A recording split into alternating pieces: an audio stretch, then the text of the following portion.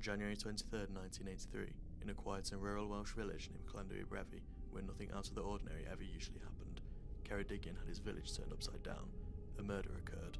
John Hughes Williams, a 61-year-old man who was a well-known and popular individual in the village, was murdered by Richard Anthony Gambrell. Burglary gone wrong, or vicious murder?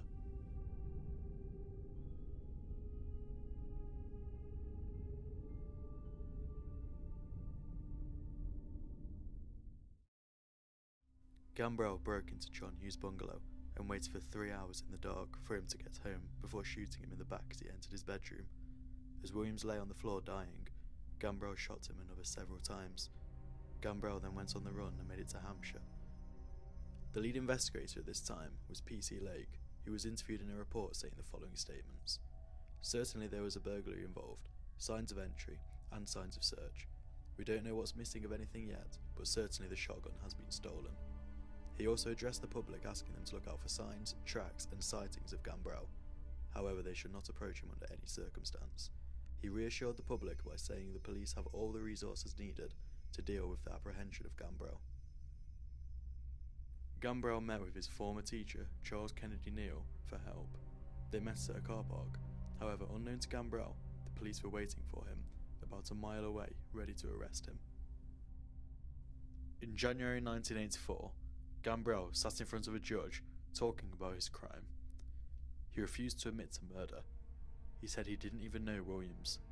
It wasn't personal, and it definitely wasn't for revenge. Gambrell pleaded innocent. He refused to be seen as a murderer. This angered the villagers that cared for Williams. Several angry crowds were formed, telling Gambrell to tell the truth. Irregardless of Gambrell's plea, he was found guilty on January 24, 1984. He was given a life sentence with a minimum of 20 years in prison for murder.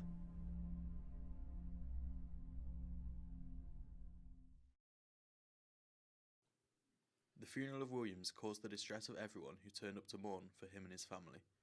Williams' only living family was his sister and brother-in-law. He was a happy man who unfortunately died too soon. A small group of us went to Llandough Brefi to see how the village felt 30 years on from the murder. The atmosphere was eerie, and it felt abnormally cold. The ground was frozen. It was only a few months later that it would be the anniversary of the case once again.